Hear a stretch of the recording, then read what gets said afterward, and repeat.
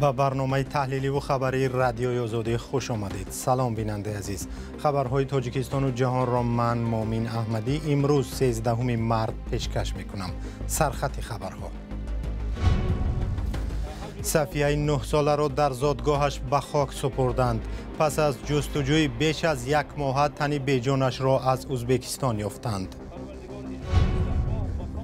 ولادیمیر پوتین پرزیدنت روسیه گفت کشورش آماده استفاده بمب‌های اتمی و یا سلاح هسته‌ای است.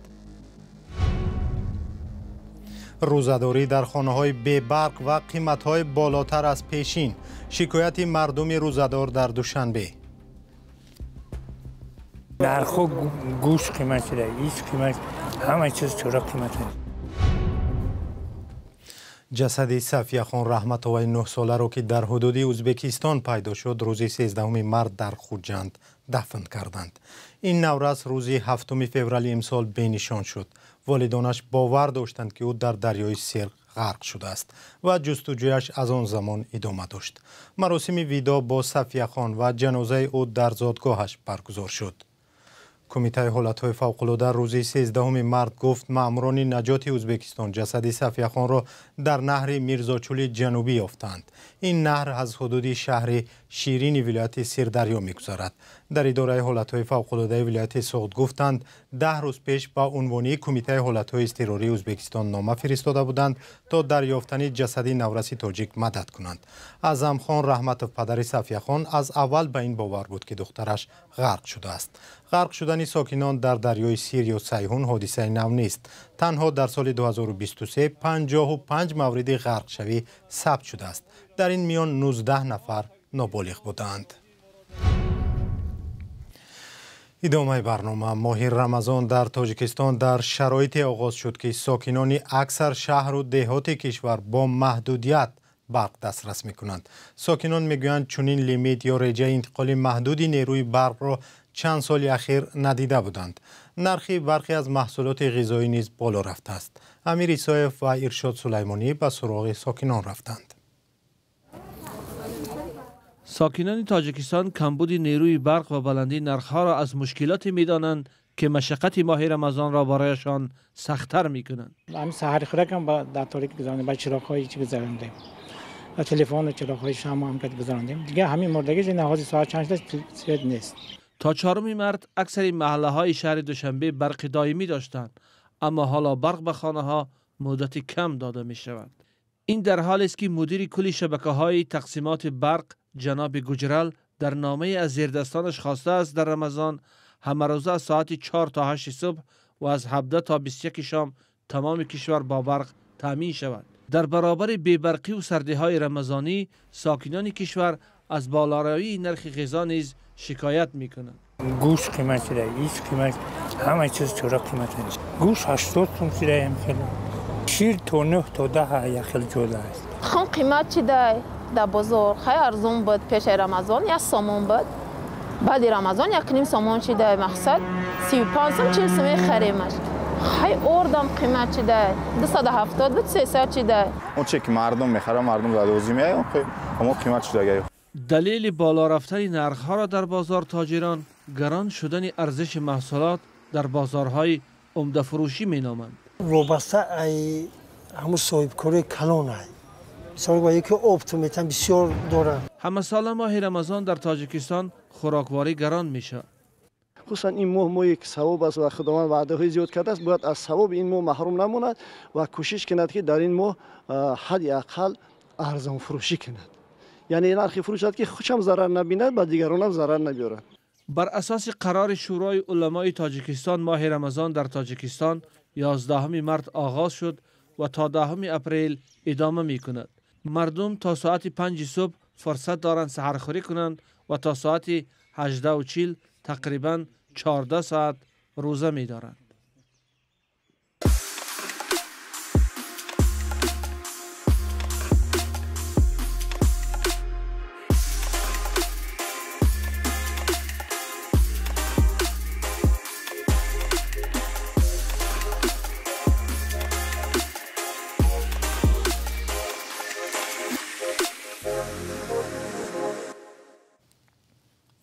ولادیمیر پوتین پرزیدنت روسیه گفته است کشورش به جنگ هسته‌ای و یا با استفاده از بمب اتمی آماده است.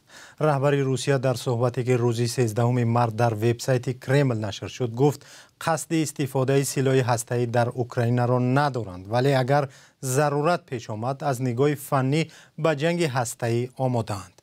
با گفته او روسیه تنها در صورتی از بمب اتمی استفاده می‌کند که آمریکا چنین جنگ را آغاز کند.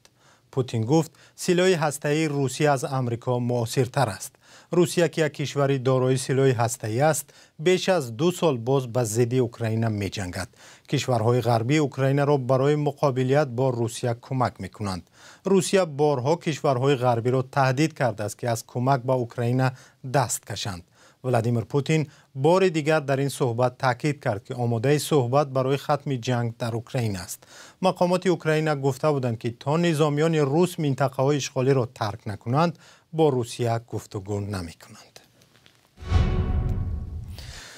برنامه را با گزارشی از دوشنبه ادامه می‌دهیم. گروهی از ساکنان یک بینای 18 آشیانه در دوشنبه میگویند از ناچاری در خانه‌های مسکون شدند که نه برق دارد و نه آب و نه شرایط عادی برای زندگی.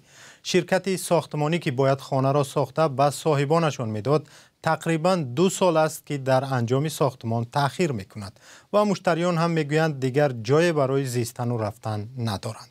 همکارم شهلای عبدالله و سروناز روح الله این بحث را پیگیری کردند. ساکنان این بینای نوبنیادی بلند آشیانه در کوچه سعدی شیرازی شهر دوشنبه شکایت دارند که مالکان ساختمان بینا را ناتمام گذاشتند، شرایط زندگی اینجا نیست و کسی هم عرضشان را نمیشنود. این ساکنان میگویند بر اساس شرطنامه دو طرفه قرار بود این بینا سال 2022 پورا به استفاده داده میشد، اما از این مهلت 2 سال دیگر گذشته و هنوز منزل‌هایشان نه آب دارد و نه برق. ягон шароит надора иҷа барои зиндагӣ кардам ранги одам бори надора ай маҷбурира ки нестай медрои зиндагӣ мекунӣ дигар ҳами 1 солу 9 моҳ чанд қай мисол қувватмон расид 80 000 сомон да фақат квартира шиштагем дигар ки мақсад нестай возможност даромадаи маҷбур зиндагӣ дорем. اکثر ساکنان این بینا که جای زیست دیگری ندارند ناچار داخل خانه‌های ناتمام را تعمیر کرده زندگی دارند. زایم سال 2009 تا اینجانیم با 3 فرزند در کوارتیر شدگیم. خیلی البته همه دادم نمایان حاضر کوارپولی حاضر خواست 2000 دونیم 3000 سومان کوارپولی هم قدر که اشتیم آباد میشد یگان خیلی آبادی نشد آخه حاضر مجبور شدم با 3 فرزند یک دو روز پس حاضر بود کردم ریمون من میبیم زندگی میکنم هم قدر گفتیم در اومدیم 1 ماه زیاد شد میدارم یگان رو براشون نیست هم متصدیو هم داشه گوش نمیکنن گفتیم التماس گردی لیفتاتون محکم کنین کودکای مایده قطی میبیایم یگان چی بعداد ما نمیرسن. مردم میگویند بینا ناتمام و مشکل زیاد. شروع از راهرو تا زینه‌پایه‌های قسمتی از این منزل‌ها برای زندگی خطرناک باقی میماند. ساکنان میگویند چنین بی‌پرواگی مسئولان شرکت ساختمانی باعث مرگ جوانی شد که تصادفاً به شاخته لیفت سرازیر شده جان داد. نمیدونم بچه که یوش بود هوایم افتید مرده همین شاخته. صاحب 5 فرزند بود بیچاره. خیلی منم فرزندم عزیز میترسم در همین حالت دیگه چیکار کنم؟ این بینا را شرکت بیناکاری خان 2009 بنیاد میکند. مسئولان آن از صحبت ویدیوی خودداری کردند ولی گفتند بعضی از مشتری‌ها پول خانه را پورا ندادند، از این خاطر کار ساختمان طول کشید. اما ساکنان این را بهانه بیش نمیدانند و میگویند شرکت در چند جای دیگر نیز بیناهای نو بنیاد کرده است. ساکنان ادعا دارند که مسئولان شرکت مدت‌ها باز به اینجا نمی آیند و بعد آگاه شدن از شکایت ساکنان به رادیوی آزادی و حضور خبرنگاران دیگر باره کار را شروع کردند. نیم سال پیش مرا گفته بودن که ریمون کنم مسکو خطی شوم آمدم ریمونت ما 1 سال شد که تمامه همین بکوال 10 هفته پیش همین منوچر گفتن اینجا دامساز کار میکنم امرا گفتم ما کمر کوارتیر سر دستن 2 روز دیگه ما مهلت دارم ما باید بخیزم ای کوارتیرم کی گفت که مایلی اپا ما برو اومدم 1 شام ایستادم دیم روزه уже سویت دوما کشتن. در گذشته هم شکایت ساکنان بیناهای نوبنیاد در رابطه با پوره انجام نشدن منزل‌هایشان و صفت پست ساختمان در شهر دوشنبه ثبت شده است. همچنین مسئولان چند شرکت بیناکار با جرم قلابی به زندان رفتند. مقامات آمار عمومی چنین بیناهای مشکلدار را اعلان نکردند. اما دست کم در 6 بینای نوساخت در دوشنبه که ما در آن حضور داشتیم، ساکنانش میگویند با گذشت از 3 تا 8 سال با مشکل زیاد روبرویند و هنوز هم حجت ندارند. گزارشی از وضعیت غزه. سازمان ملل متحد میگوید 20 کودک در غزه از گرسنگی جان دادند و صدها کودک دیگر از گرسنگی رنج میبرند و روحاً و جسماً بیمارند. حمله اسرائیل به غزه 10,000 کودک فلسطینی را سرسام کرده است و هزاران کودک خانه و والدان خود را از دست دادند. همکارم کیومر ستا گزارشی صدای آمریکا را تهیه کرده است. کودکان در غزه پس از آغاز جنگ اسرائیل و حماس از تحصیل دور ماندند، ولی والدان میگویند که مشکلشان جدی‌تر از مکتب و درس است.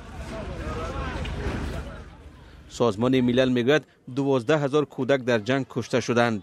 20 تن دیگر از گرسنگی فوتیدند. بیش از 17,000 کودک یتیم مانده و یا جنگ آنها را از هم جدا کرده است. بسیاری از کودکان غزه به سرپناه ماندند و با والدانشان آسیب جسمی و روانی دیدند. پسری من شبانه بیدار می شود و می گیرید. می گوید پدرم رو پزمان شدم. آرزو دارم به خانه برگردیم. می خواهم مثل پیش زندگی عادی داشته باشیم. مقامات غزه می گویند که در جنگ نزدیک به 31,000 نفر کشته شدند. جنگی که بعد از حمله حماس به اسرائیل در روز 7 اکتبر سال 2023 آغاز شد. در آن حمله 1200 اسرائیلی را کشتند و بیش از 200 نفر را گروگان گرفتند. اسرائیل با حمله به غزه پاسخ داد. اکثر اهالی بیش از 2 میلیون نفری غزه به رفح در نزدیکی مرز مصر پناه بردند. در بیمارستان اینجا هر کودکی که می‌بینید جسماً و یا روحاً آسیب دیدند و گرسنه‌اند. همه آنها مشکل انکشاف دارند. همشون بیمارند. حتی مادران شیر ندارند که به بچه‌شان بدهند. آنها میگویند شیر ندارند و نمیدونند که چطور شیر بخرند.